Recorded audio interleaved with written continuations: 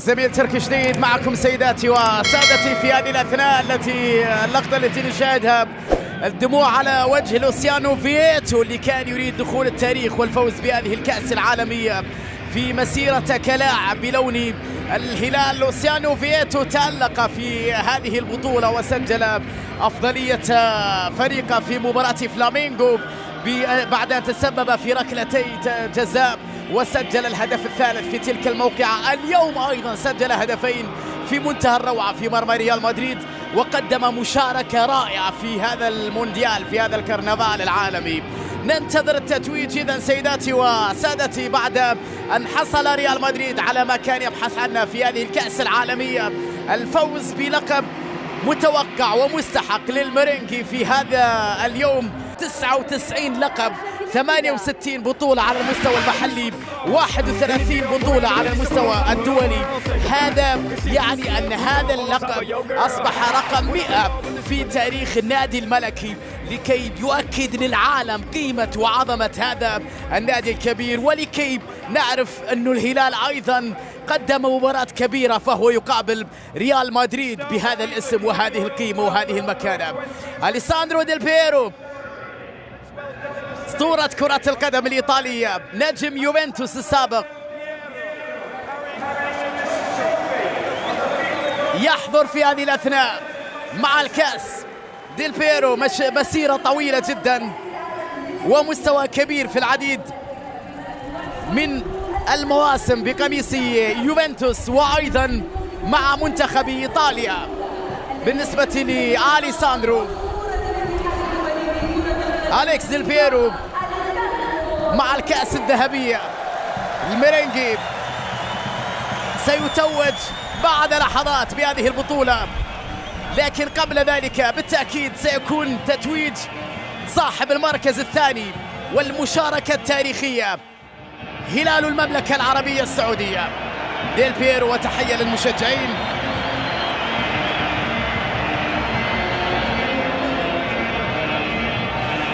أمامنا هذه الكأس. طبعا ريال مدريد لم يخسر أي نهائي في بطولة دولية منذ الهزيمة أمام أبردين 1983 في بطولة ريكوبا. مدريد في آخر 15 نهائي تمكن من تحقيق الفوز، 8 كؤوس أوروبية، مرتين في الويفا، و5 بطولات على مستوى كأس العالم للأندية.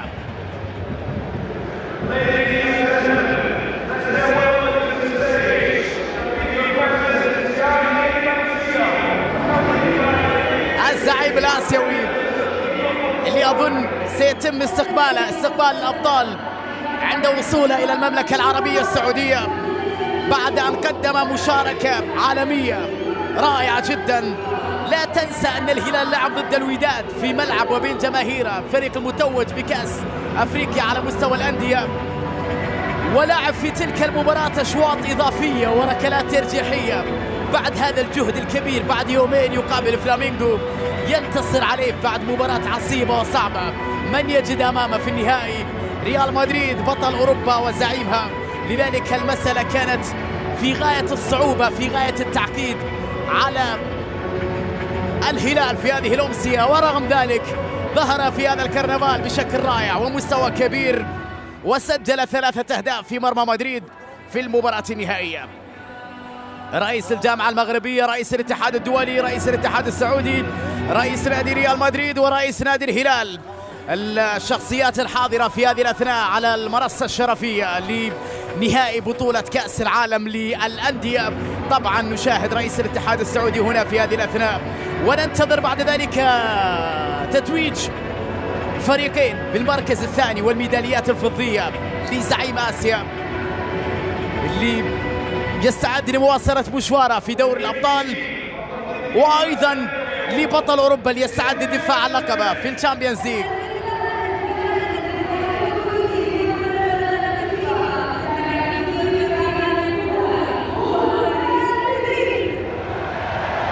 القائد كريم بنزيما جاء في توقيت حاسم بصراحة في هذه البطولة. كريم بنزيما عنده رقم مهم جدا، اللاعب الفرنسي الأكثر تتويجا في التاريخ على مستوى كرة القدم الفرنسية. كريم بنزيما، مباراة كبيرة في هذا النهائي، ثم واحد من نجوم هذه البطولة، لاعب هلالي في المنصة الشرفية يتم تكريمه بالنسبة للوسيانو فييتو اللي قدم مردود كبير ورائع في هذه البطولة الرائعة والكبيرة جدا. يتم تكريمه من جانب ياسر المسحل رئيس الاتحاد السعودي لكرة القدم. ظهور رائع في مباراة فلامينغو ومستوى كبير جدا أيضا في النهائي. جائزة البرونزية في هذه الأثناء للوسيانو فييتو. فيدريكو فالفيردي نجم ريال مدريد،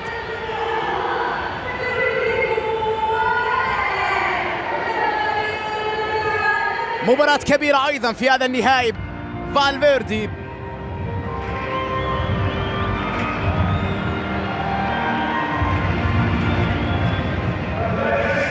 ثاني أفضل لاعب في هذه البطولة، ثم الأفضل فينيسيوس جونيور نجم الميرينجي اللي قدم أيضا مباراة نهائية كبيرة للغاية في هذه البطولة، في هذا الاحتفال عالمي بريال مدريد. جونيور يواجه صعوبات كبيرة على مستوى الليغا، شيء يتعلق بالعنصرية من جانب بعض المشجعين، لكن فينيسيوس يواصل اللمعان والتألق وإبهار العالم بمستويات كبيرة.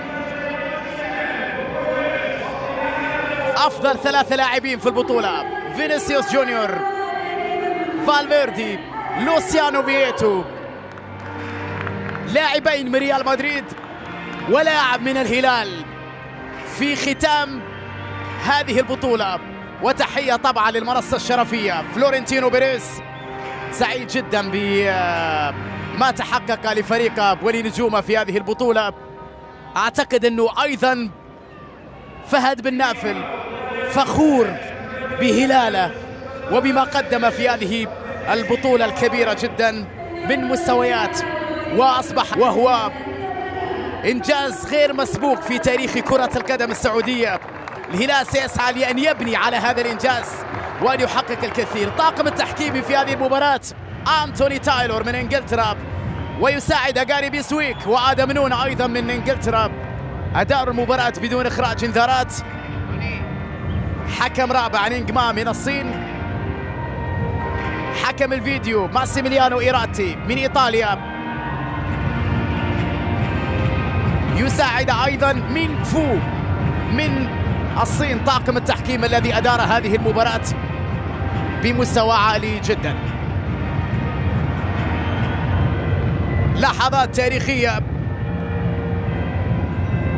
ومهمة في كأس العالم للأندية هنا في الرباط.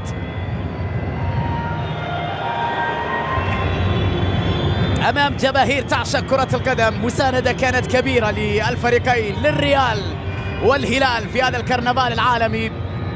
صورة لطاقم التحكيمي حب يكون فيها رئيس الاتحاد الدولي فيفا إنفانتينو في هذه اللقطة، ثم يعود لتتويج بعد ذلك طرفي النهائي.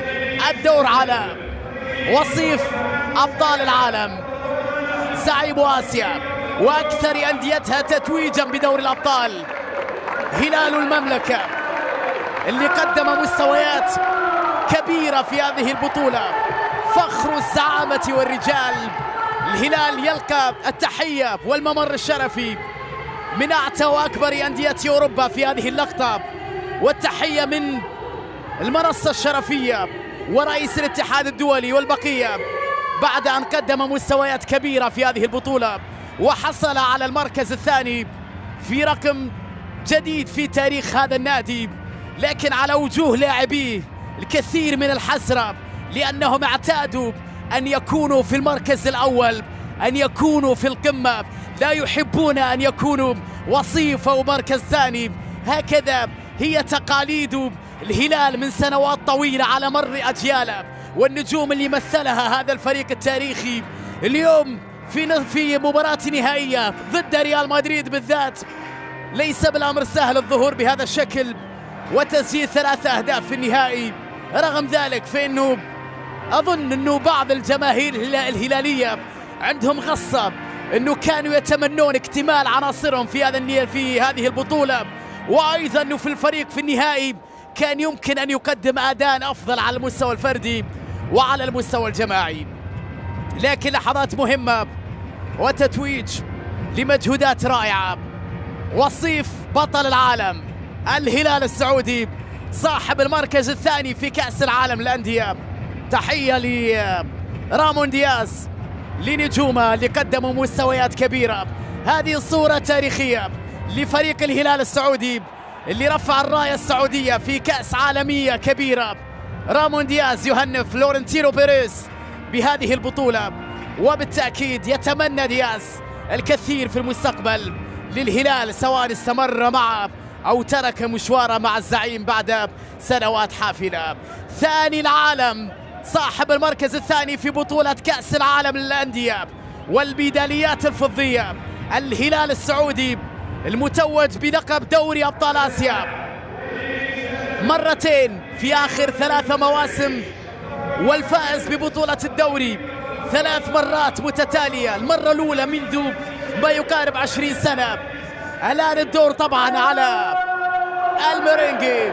ريال مدريد بطل في كل زمان وفي كل مكان وفي كل مدينة وفي كل ملعب. جيل كبير جدا للميرينجي، اعتاد على الفوز بالبطولات مع مدرب يرغب منتخب البرازيل في أن يكون معه في الأيام القادمة. بالنسبة لكارلو أنشيلوتي سانتياغو برنابيو عنده 32 لقب. اليوم فلورنتينو بيريز الرئيس عنده 31 لقب، لكن المدربين الأكثر تتويجا مونيوز 15 بطولة، زيدان 11، أنشيلوتي 9 ألقاب. اللاعبين الأكثر تتويجا في تاريخ الميرينجي مارسيلو ب25 لقب، بنزيما ب24، خنتو يملك 23 بطولة في تاريخه مع ريال مدريد. عن أساطير نتكلم، وعن أسماء، وعن نجوم، وعن بطولات، وعن أرقام، وعن تتويجات، وعن أمنيات، وعن فريق يصنع المستحيل، وعن فريق يحقق الكثير.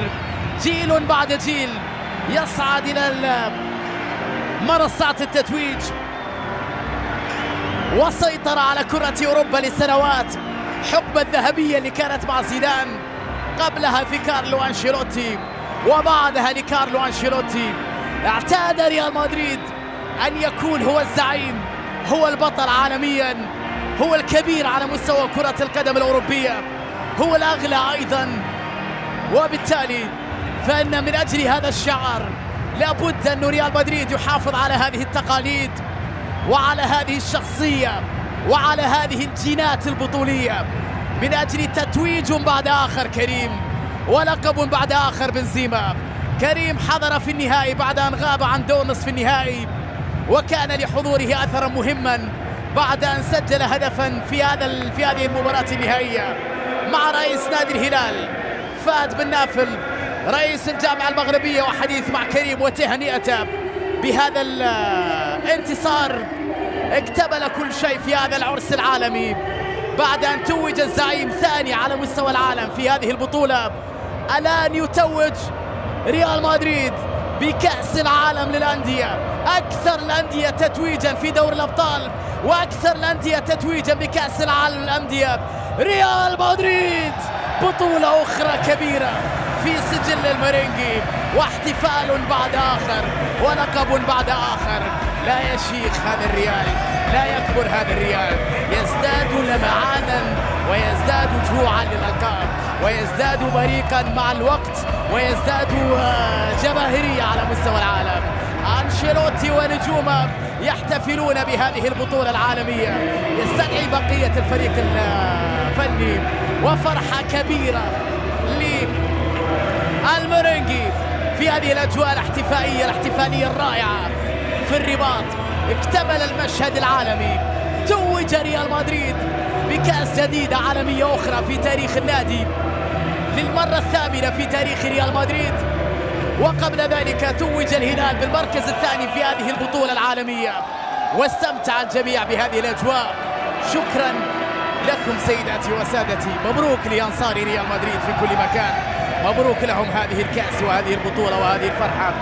وهاردك لجماهير الهلال بطبيعة الحال لنحييها ونشكر فريقها على المستوى البطولي اللي ظهر فيه في هذه المباراة النهائية.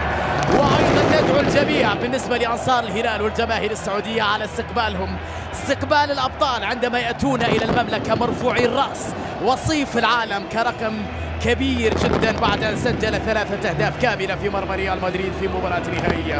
اللقطة الأجمل والأغلى والأروع في هذه الصورة، ريال مدريد بطل العالم مرة أخرى وسنة أخرى، القائد بنزيما أكثر فرنسي تتويجا بالألقاب على مدار وفي تاريخ كرة القدم الفرنسية. والرباط تحتفل بهذه البطولة العالمية اللي نظمت بطريقة رائعة للغاية. شكرا للمتابعة.